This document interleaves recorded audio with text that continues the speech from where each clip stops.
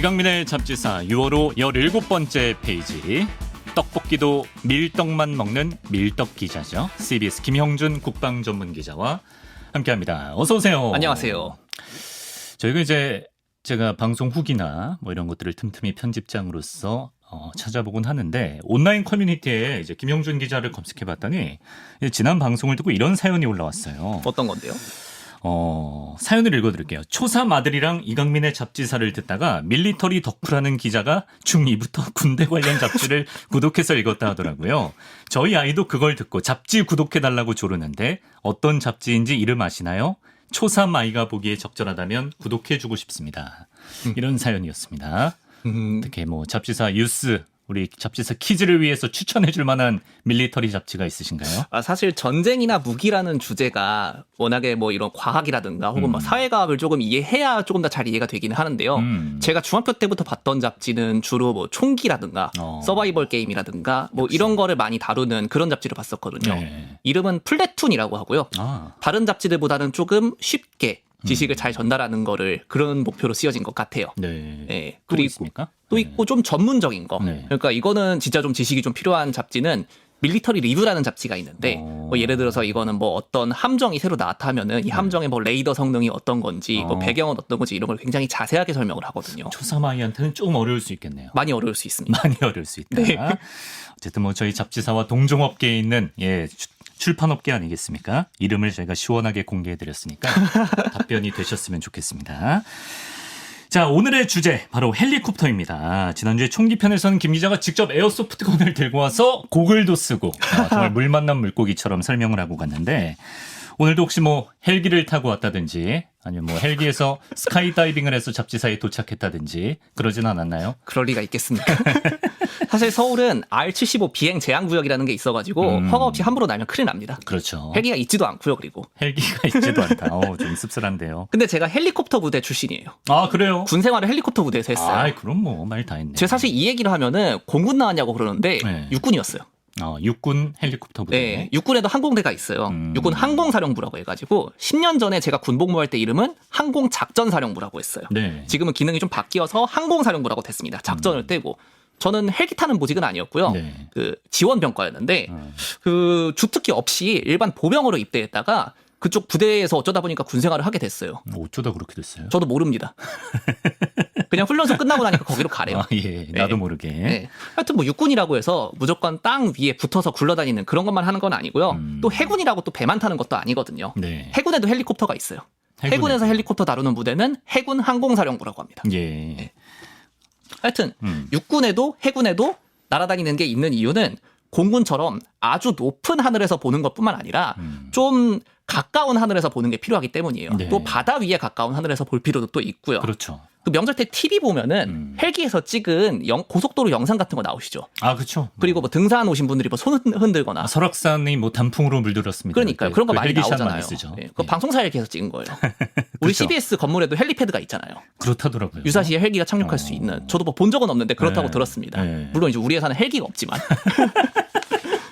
TMI. 근데 그 헬기에서 보면은 상식적으로 우리 산에만 올라가 봐도 아주 높은 곳까지 쫙 보이잖아요. 그렇죠. 이걸 근데 군사적으로 바꿔서 생각해 보면 어떻게 될까요?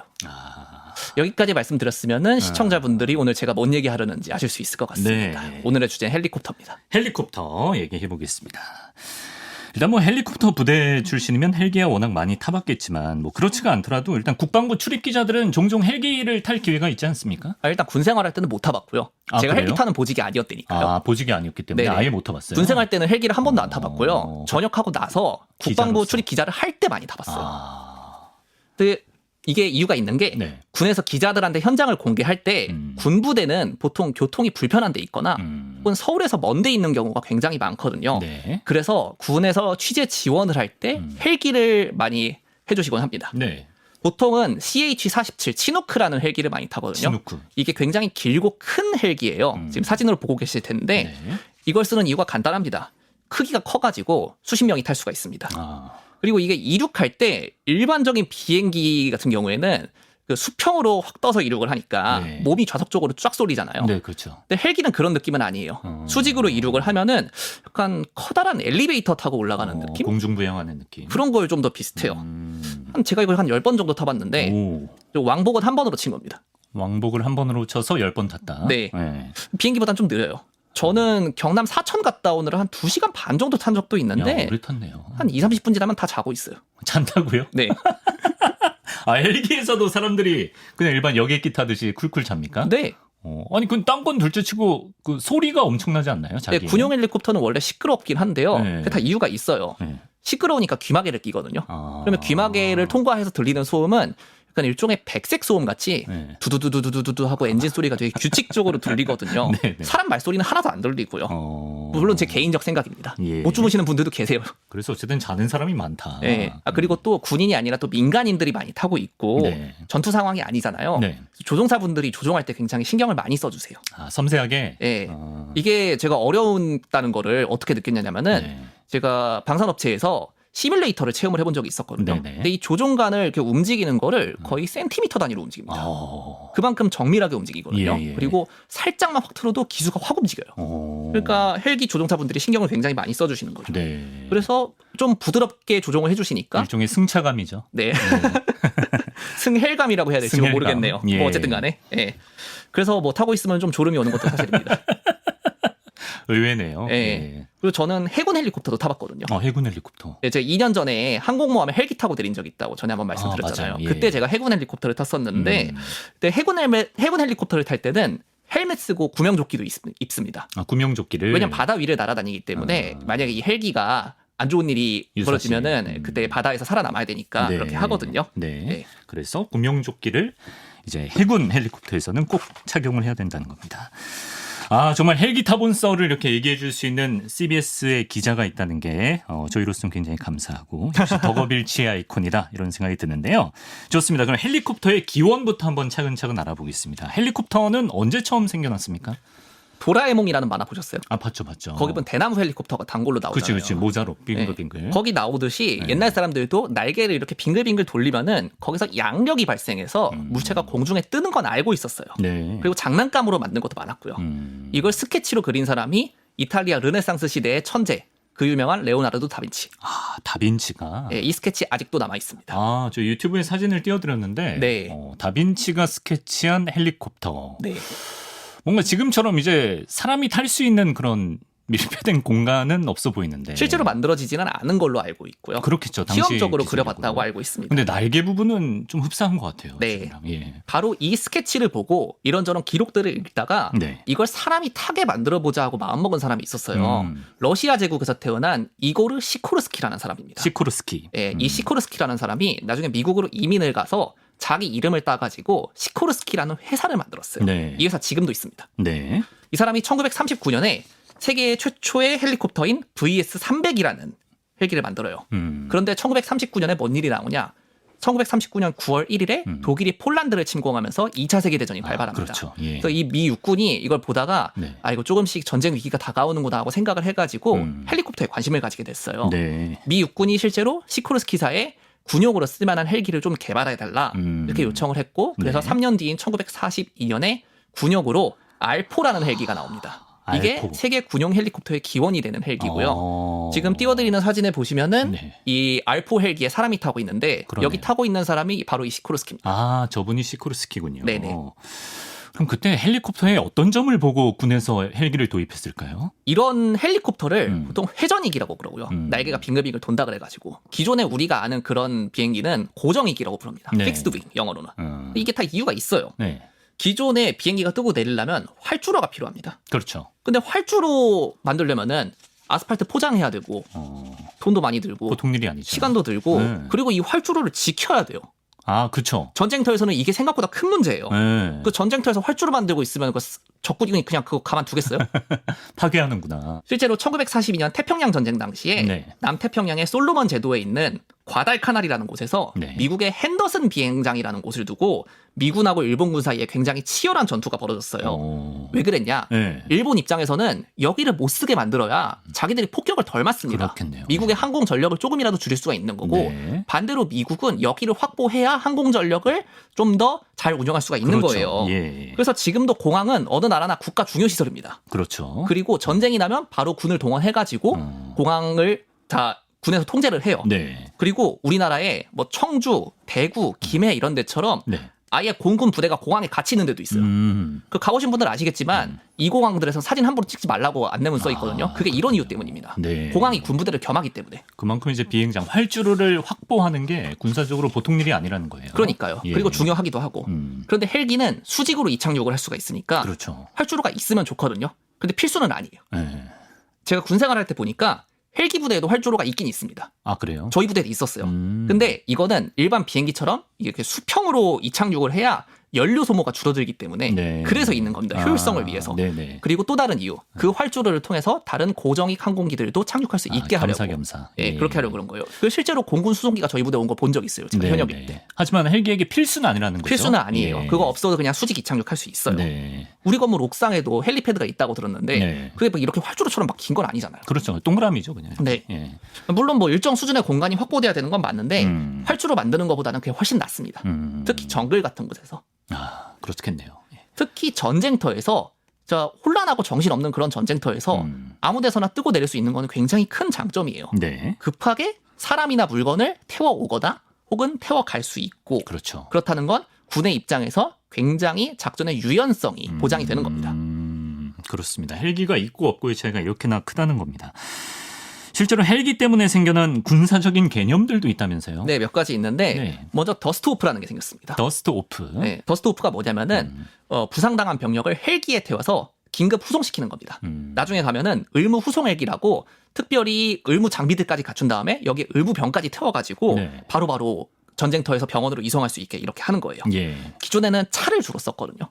근데 차는 아무래도 도로 안전이 확보돼야 되고 그리고 차가 아무리 빨라도 헬기보다 느립니다. 오래 걸리죠. 네, 근데 헬기는 빠르고 또 공중의 안전만 확보가 되면 되잖아요. 그렇죠. 예. 그래서 병원으로 빨리 가면 갈수록 부상병이 살 확률이 높아지겠죠. 네. 실제로 2017년에 판문점에서 귀순한 북한군 병사 오청성 씨가 귀순할 때 북한군에게 총상을 입었잖아요. 네네. 이때 미군 의무후송 헬기가 이분을 아주대 병원으로 실어 달랐는데 네. 그게 한 30분 걸렸다고 해요. 30분 만에. 네. 와. 그 헬기 안에서 응급처치도 어느 정도 가능했고요. 예. 그래서 지금 잘 살고 계십니다. 아. 우리나라도 의무후송항공대라는 게 있는데 네. 거기서 이런 헬기를 운영하고 있습니다. 의무 후송 항공대. 부상병을 후송하는데 헬기가 이런 특장점이 있다는 거고요. 또 이제 적들을 파악할 때도 이제 헬리콥터에서 내려다보면 시야 확보라든지 굉장히 유리할 것 같아요. 아, 그럼요. 하늘에서 보는 거는 시야가 훨씬 더 넓을 수밖에 없죠. 네. 비행기 탈 때만 해도 알 수 있잖아요. 원리를 제가 굳이 설명할 필요는 없을 것 같고 네. 시야가 넓게 보인다는 건 내 입장에서 공격해야 되는 표적도 그만큼 넓게 많이 보인다. 이런 말이 됩니다. 네. 헬기가 사실은 군용으로 쓰이기 시작한 거는 2차 세계대전 정도거든요. 본격적으로 쓰이게 된 거는. 네. 이때는 근데 주로 수송 임무에 투입이 됐었어요. 아. 그러니까 사람이나 물자를 실어서 나르는 거. 네네. 근데 베트남 전쟁 때 아무래도 기술이 더 발전하게 되니까 네. 이걸 갖고 수송만 하는 게 아니라 공격도 해보자. 이런 개념이 개발이 됐습니다. 헬기에서 공격을. 그래서 뭐 기관포라든가 로켓탄이라든가 뭐 이런 걸 달고 공중에서 화력 지원을 해보자. 야. 이런 개념이 생겼어요. 네. 이걸 무장헬기라고 합니다. 무장 헬기. 그래서 베트남전에서 효과를 봤나요? 아주 많이 봤고 대박을 쳤습니다. 대박을 쳤어요. 왜냐하면 그 전까지는 육군 그러니까 지상에서 작전하는 부대가 네. 항공 지원을 받으려면 우리가 흔히 아는 전투기 조금 더 정확히는 뭐 공격기라고 하는데 어쨌든 고정익 항공기에 의존해야 됐거든요. 네. 문제가 얘네가 너무 빨라요. 빨라요. 예, 제트기니까. 그렇죠. 물리쳐야 할 적은 많은데 한 번 폭격하고 갔다가 다시 돌아서 와야 되고 그다음에 번거롭네. 또 폭격하고 또 다시 돌아서 와야 되고 너무 빠르니까 그게 어쩔 수가 없어요. 아, 예, 오히려. 예, 그리고 비행기는 일정 속도 이하로 날면은 실속이라는 게 걸려가지고 추락합니다. 예. 그래서 속도를 마음대로 늦출 수가 없어요. 예. 근데 헬기는 한 곳에 계속 떠가지고 이걸 호버링이라고 하거든요. 계속 같은 곳에 떠가지고 계속 같은 곳에다가 화력을 계속 쏟아부을 수가 있어요. 이걸 무장헬기, 즉 건쉽이라고 불렀습니다. 네. 직역하면은 배에 총이 달려 있다. 건쉽 이런 말인데 네. 원래 이런 개념의 배가 있었어요. 포를 달고 빠르게 움직이는 자그마한 배라는 개념이었는데 항공기도 이렇게 부르기 시작한 거예요. 생각해보면 예전에 그 조성모 씨 아시나요 뮤직비디오나 네. 영화 클래식 같은 데 보면 이제 베트남전이 배경이잖아요. 맞아요. 항상 이제 헬기에서 포격하는 장면이 나왔던 그게 거예요. 건쉽이에요. 네, 그렇습니다. 처음 시작은 베트남전을 상징하는 헬기 중에 UH-1 이로커이 헬기라는 게 있어요. 여기다가 기관포랑 로켓탄 같은 걸 다는 방식이었었는데 네. 써보니까 좋기는 좋아요. 좋긴 좋은데 그래도 베이스가 원래 수송 헬기, 기동 헬기다 보니까 네. 조금 아쉬운 점이 있었나 봐요. 아. 그래서 이 헬기를 미국의 벨이라는 회사에서 만들었는데 네. 벨에서 본격적으로 전투에 특화된 공격 헬기를 만듭니다. 이게 AH-1 코브라라고 해요. 예. 똑같은 회사에서 만들었다는 말에 대충 짐작하시겠지만 둘이 좀 다르게 생겼는데 지금 시청자분들 보고 계실 거예요. 네. 근데 부품이 많이 호환된다고 하더라고요. 실제로는. 저 아래쪽에 있는 헬기가 더 공격에 특화된 헬기라는 겁니다. 그렇습니다. 예. 예. 아래쪽에 있는 게 코브라 헬기, 위쪽에 있는 게 UH-1 건십. 네. 예. 그리고 미군의 영향을 받은 우리 군이 UH-1, AH-1 둘 다 도입을 했고요. 지금은 집에 보내주려고 하고 있습니다. 아, 그렇군요. 예. 미 해병대 같은 경우에는 이 이로커이 헬기랑 코브라를 최신 버전인 베놈하고 바이퍼라는 버전으로 개량해가지고 지금도 잘 쓰고 있습니다. 네. 최신 항전 장비 같은 걸 달아가지고요. 네. 영어를 좀 하시는 분들은 여기쯤에서 대충 짐작했을 텐데 네. 미 해병대 헬기 별칭은 독사가 많아요. 베놈, 바이퍼. 그리고 바이퍼 전에 버전이 슈퍼 코브라였어요. 그러네요. 네. 네. 반면 미 육군은 아메리카 대륙에 살던 원주민 부족 이름에서 따서 별칭을 짓는 관행이 있습니다. 아파치 이런 식으로. 네네. 예. 근데 이 전투용 헬리콥터가 탱크 킬러로 불린다고 합니다. 네. 그렇습니까? 맞습니다. 왜죠? 흔히 지상전의 제왕을 탱크, 그러니까 전차라고 얘기를 하는데 네. 이 전차의 천적이 공격 헬기예요. 왜냐? 전차는 일단 땅에서 다니잖아요. 네. 아무리 날고 기어도 시야가 헬기보다 넓을 수가 없어요. 네, 그렇죠. 중에 물리적으로 그냥 불가능합니다. 그냥 안 되는 거예요, 이거는. 네. 가둬놓을 수 있다, 헬기가. 네. 네. 그리고 한술 더 떠서 헬기는 공중에서 로켓탄이나 미사일을 지상을 겨냥해서 쏘면 되는데 반대로 전차가 헬기를 맞추려면요. 네. 3차원 공간에 있는 표적을 공격해야 되기 때문에 X, Y, Z 이 세 개 축을 다 고려해야 돼요. 복잡하구나. 이게 굉장히 골치가 아프고요. 예. 기관총으로 그냥 맞추는 것만 해도 골치가 아픈데 한술 더 떠서 요즘 공격 헬기는 기관총도 그냥 버팁니다. 아, 그래요? 네. 아, 헬기가 기관총을 버티는구나. 최신의 공격 헬기 같은 경우에는 그런 식의 맷집을 갖추게 만들어요. 야. 실제로. 네. 그러니까 환장을 노르시죠. 전차 입장에서는. 탱크 입장에서는. 네. 예. 미 육군이 코브라의 후계로 AH-64 아파치 헬기를 채용했는데요. 네. 이 아파치 헬기가 전차 같은 지상 표적을 동시다발적으로 조준해서 한 번에 때려잡는 데 특화된 헬기입니다. 지금 사진에 보이는 게 아파치 헬기인데요. 작년에 제가 육군 항공사령부에서 주최한 훈련 가서 직접 촬영한 겁니다. 네. 한 대만으로도 이게 공포의 대상인데 이게 수십 대씩 써 있으면은 저승사자라고 생각하시면 됩니다. 엄청난 공포감이겠네요, 진짜. 예, 이 사진에는 없는데 몇몇 헬기 같은 경우에는 동그란 초코파이 같은 거를 네. 위에다가 달고 있는 경우가 있어요. 그게 뭐예요? 이걸 롱보우 레이더라고 하거든요. 네. 이게 이 레이더가 굉장히 성능이 좋아서 네. 몇 킬로미터 밖에서 표적을 100여 개를 동시에 감지를 하고 또 자동으로 얼마나 위험한지를 식별해서 조종사한테 알려줘요. 와. 그럼 조종사는 그거를 이거 해가지고 지정해서 공격 버튼만 누르면 돼요. 오. 그리고 또 이 롱보우 레이더가 좀 비싼데 네. 이게 없는 헬기에 데이터 링크 기능을 이용해가지고 네. 롱보우 레이더가 탐지한 정보를 알려줄 수가 있어요. 야. 그렇기 때문에 몇 대가 그냥 동시에 협공을 할 수가 있는 거예요. 야. 북한군 전차부대가 뭐 북한군 전차부대가 별로 뛰어나지도 않지만 네. 아무리 날고 기어봤자 이 아파치를 만나면은 어. 그냥 게임이 안 됩니다. 이거. 그래요. 네. 오. 탱크 때려잡는 헬리콥터의 위력입니다. 자, 아까 해군 헬기 타봤다고 했잖아요. 네네. 해군에서는 헬기가 어떤 식으로 활용이 되나요? 네, 해군에도 굉장히 이점을 많이 가져다 줬는데 현대 구담들은 항모가 아니더라도 헬기를 운용하는 경우가 굉장히 많아요. 왜냐? 일단 배가 바다에 나가 있잖아요. 근데 갑자기 누가 아파요. 네. 그러면 긴급 후송을 해야겠죠. 아, 그러네. 이때 헬기가 쓰이는 겁니다. 네. 또 반대로 군함에서 뭔가 필요할 때가 있겠죠. 또 그 헬기를 보내가지고 실어 올 수가 보호품 있고요. 같은 거. 지금 멀리 갈 거 없이 제가 아까 2년 전에 항공모함에 헬기 타고 내렸다고 말씀을 드렸잖아요. 네네. 또 그리고 지금 소말리아 근처에 나가 있는 우리 해군 청해부대 같은 경우에 네. 당연히 헬기를 운용하는데 유사시에는 이 헬기의 저격수 같아서 아. 헬기 위에서 협공을 해적을 하는 저격하거나 네. 혹은 특수전 병력들을 투입하거나 네. 이렇게 할 수가 있습니다. 어. 또 하나 중요한 이유가 있는데 잠수함을 잡으려고 그렇습니다.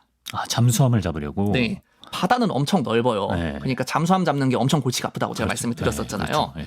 근데 소리로 잠수함을 탐지하는 소나가 배에도 있긴 있어요. 네. 근데 하지만 좀 더 넓은 영역을 커버할 수 있는 소나가 있으면 더 좋겠죠. 이 헬기에 소나가 있습니다. 아. 이 디핑 소나라고 하는데 네. 쉽게 말해서 떠 있는 헬기에서 줄로 쭉 내려가지고 네. 바다에 담가가지고 디핑이라고 불러요. 아, 실제 줄로 이렇게 바다에 담가서 네네. 잠수함을 추적한다. 그리고 또 소노브이라는 것도 있는데 네. 이거는 헬기에서 그냥 떨어뜨리는 거거든요. 일회용 소나인데 V라는 말에서 아실 수 있겠지만 바다에 둥둥 떠다니면서 그 바다에 둥둥 떠다니는 거에 소나가 달려 있는데 그 소나에서 탐지한 정보를 헬기랑 배에 알려주는 거예요. 이야, 그런 식으로 하는구나. 네. 그 그래서- 부표처럼 둥둥 떠 있네. 그렇죠. 어, 네, 그렇게 쓰는 건데 네. 그러면 그 잠수함이 어디 있는지 그렇게 탐지를 하고 나면은 뭐 배에서 어뢰나 뭐 미사일을 쏘거나 혹은 헬기 자체에서 직접 폭래나 어뢰 공격을 해가지고 잠수함을 격침시키는 겁니다. 네. 또 뿐만 아니라 네. 해병대가 상륙 작전을 할 때도 아까 말씀드렸던 그 지상군에서의 헬기의 장점이 그대로 적용되기 때문에 전에 제가 항공모함 말씀드릴 때 소개해드렸었던 강습 상륙함 또는 헬기 항모 이런 게 다 장점이 있어가지고 운용하는 거예요. 그렇군요. 그리고 이제 우리나라가 뭐 KF-21 보라매처럼 전투기도 만들고 국산화를 참 많이 하는 편인데 헬기도 만들었습니까? 만들었습니다. 두 종류. 두 종류? 네. 근데 둘 다 완전히 독자 개발한 건 아니에요. 아, 그래요? 네. 먼저 수리온이라는 기동 헬기가 있습니다. 수리온. 이건 UH-1 이로코이 헬기를 대체하기 위해서 유럽의 에어버스라는 회사에서 만든 쿠거 헬기의 설계를 사왔어요. 네. 그렇게 해서 우리나라의 한국항공우주산업 카이에서 만들었습니다. 제가 군 생활할 때 이 헬기를 저희 부대에서 테스트하고 있었어요. 아, 그래요? 네. 저는 실제로 봤습니다. 이 헬기. 네. 다만 이걸 가지고 이 수리온 헬기를 베이스로 해서 네. 해병대에서 쓰는 마리논이라는 헬기를 만들었는데 네. 상륙 기동 헬기라고 불러요. 근데 2018년 7월에 이 헬기가 이륙하자마자 바로 추락해가지고 해병대원 5분이 사망하는 사고가 났습니다. 맞아요. 그랬죠. 예. 당시 제가 사회부 기자였었거든요. 근데 이 영상을 보고 엄청 충격을 받았어요. 왜냐면은 이 영상을 보면은 네. 이륙하자마자 회전 날개 이걸 메인 로터라고 하는데 예. 이게 부러지면서 그대로 분리가 됩니다.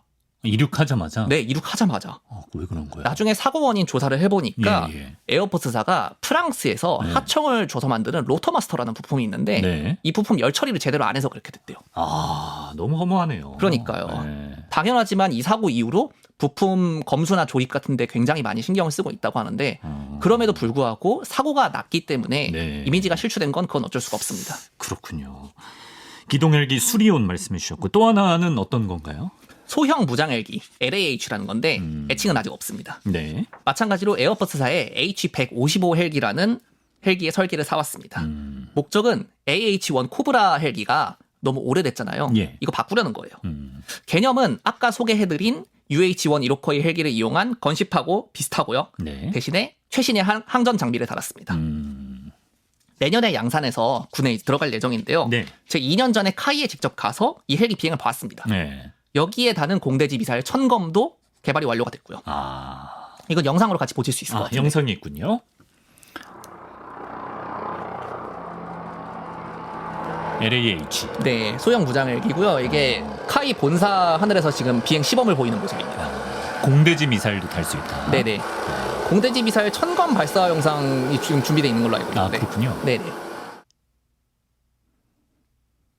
이게 천검 대전차 미사일을 지금 개발하면서 발사 테스트를 하고 있는 장면이거든요. 이렇게 저렇게. 소형 무장헬기에서 발사된 다음에 네. 육지에 있는 이 표적, 전차가 지금 표적으로 나와 있죠. 네. 여기에 명중하는 장면입니다. 이야, 저런 식으로 테스트를 한다는 겁니다. 우리가 개발한 LAH. 네. 예.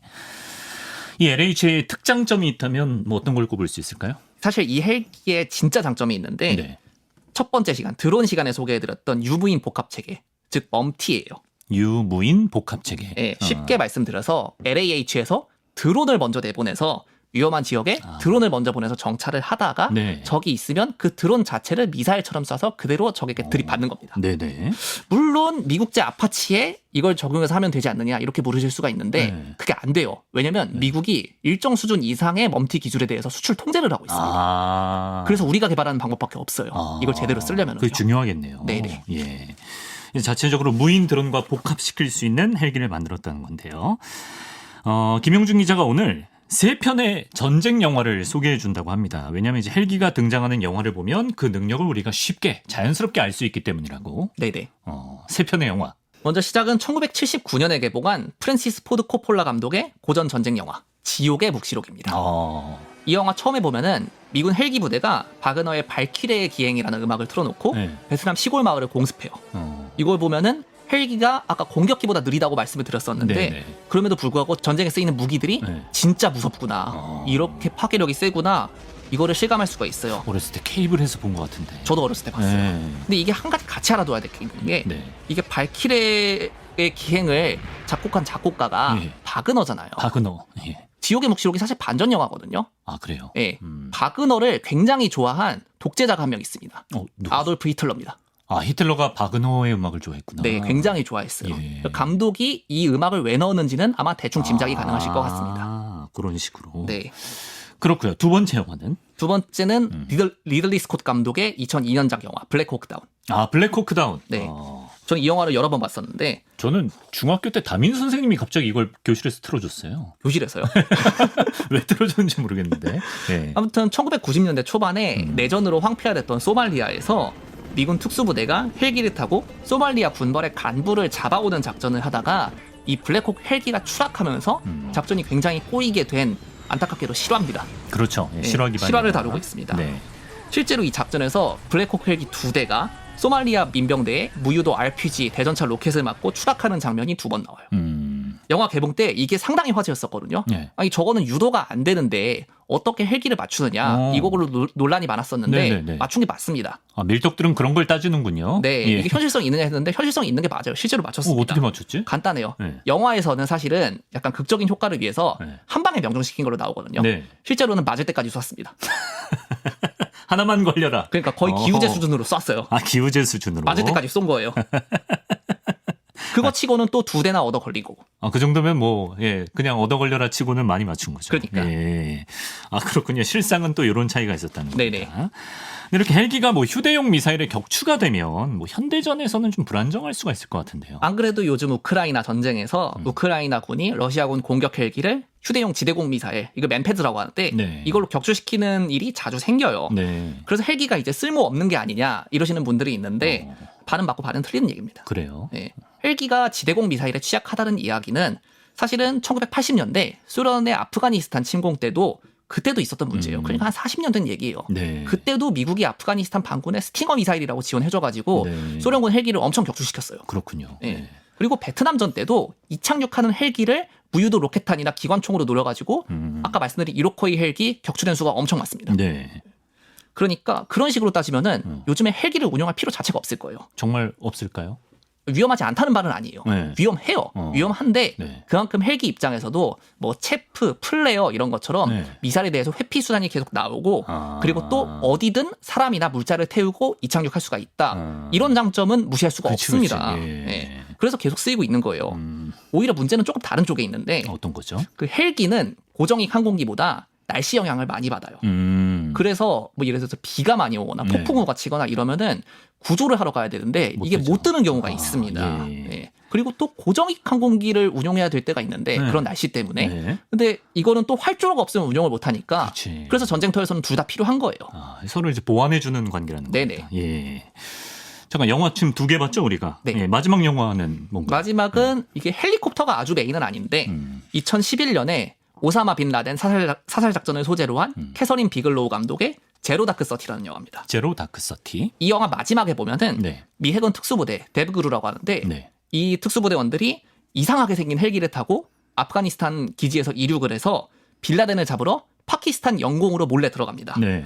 이게 모티브가 된 실제 작전으로 넘어가자면은 네. 이 과정에서 보안을 지키려고 파키스탄에 전혀 안 알려줬어요. 아, 그러니까 파키스탄에 남의 나라 알리지 영공을 않고. 멋대로 넘어간 거예요. 그러니까. 참 미국은 역시. 그러면 파키스탄도 가만히 놀고 있진 않으니까 네. 당연히 파키스탄 군 레이더에 탐지가 돼야 되고 네. 그러면 공군이 요격하러 출동을 했겠죠. 네. 근데 파키스탄은 이거 언론에 발표하기 전까지 몰랐습니다. 아예 모르고 있었다. 아예 모르고 있었어요.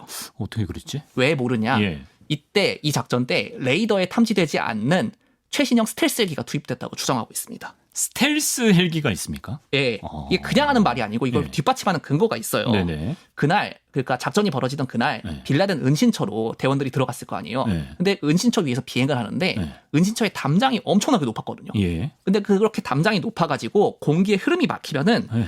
헬기 하강 기류가 네. 다시 원을 그리면서 자기 날개로 빨려 들어가는 아. 와류 고리 현상이라는 게 있어요. 아, 그래요? 예, 그 VRS라고 하는데 네. 이것 때문에 한 대가 추락했어요. 아. 지금도 드물지 않게 생기는 일입니다. 예. 헬기의 비행 원리 때문에 생기는 일이어가지고 네. 어쩔 수가 없어요. 이런 경우엔 보통 기술 유출을 막기 위해서 헬기에다 폭탄 같은 걸 던져가지고 파괴를 하고 갑니다. 아, 자국 헬기에다가 예. 그리고 미군도 그렇게 했어요. 예, 예. 근데 그게 막 완전히 있던 거를 막 완전히 사라지게 하고 그런 정도는 아니고 네. 전자장비를 파괴하고 이런 정도여가지고 잔해가 좀 남았거든요. 그렇겠죠. 근데 이 잔해를 좀 보니까 네. 기존의 헬기랑 좀 다른 거예요, 형태가. 예. 그래서 스텔스 기술을 이용했다고 의심이 되고 있는 거예요. 아. 더군다나 파키스탄 공군은 전혀 몰랐고 아마 그게 기존에 의심 정도인가요? 이거는 꽤나 근거가 있어 보이는데, 그죠? 그게 그 저희가 단정지어서 말씀드릴 수가 없는 게 어. 지금 이 작전한 지 12년 지났거든요. 네. 근데 지금도 공식적으로 공개한 적이 없어요. 그럼 그때도 이제 베일에 쌓여 있다가 그 사건 때 그나마 좀 천하에 공개가 됐는데 네네. 우리가 단정 지을 수는 없다. 다만 2021년에 미군이 아프가니스탄에서 철수할 때 네. 이거랑 비슷하게 생긴 헬기가 투입되는 게 아프가니스탄에서 목격된 적이 있습니다. 예. 그래서 아마 최고 수준의 은밀성과 난이도가 있는 작전에 투입하기 위해서 만든 게 아닐까 그렇게 추정하고 있습니다. 네. 스텔스 헬기의 어떤 존재, 또 그걸 다룬 영화까지 3편의 영화를 또 이렇게 소개해 주셨습니다. 저는 마지막 그 제로 다크 서틴 아직 못 봤기 때문에 이번 주말에 여러분도 못 보신 영화가 있다면 한번 봐보시는 것도 좋을 것 같은데요. 한번 보세요, 꼭. 굉장히 재밌어요. 마지막 영화? 빌라덴을 쫓는 CIA 요원의 네. 그런 수고가 집중적으로 조명되는 영화인데 맨 마지막에 빌라덴 사살하는 걸로 끝납니다. 보고 오겠습니다. 네. 자, 이렇게 김영준 기자와 함께 김 기자 직접 헬기 탄 썰부터 또 군사적으로 얼마나 유용한지까지 헬기에 대해 알아봤는데 뭐 다음 시간 주제도 생각해 두신 게 있나요? 다음 시간 예고는 오늘 헬기 시간에서 소개해드렸던 전차를 소개해드리도록 하겠습니다. 전차뿐만 아니라 네. 굉장히 헷갈리시는 분들이 많은데 네. 정확히는 궤도 차량. 궤도 차량. 네. 무한 궤도를 탑재한 차량인데 그것도 종류가 여러 개 있거든요. 네. 전차가 있고 자주포가 있고 장갑차가 있고 그렇거든요. 이게 역할이 다 달라요. 그런 거 알려주시면 좋겠네. 비슷하게 생겨가지고 혼동하시는 분들이 많은데 제가 잘 정리해드리도록 하겠습니다. 네, 알겠습니다. 다음 시간도 기대해보면서 CBS 김형준 국방전문기자 여기서 보내드립니다. 오늘도 말씀 고맙습니다. 감사합니다.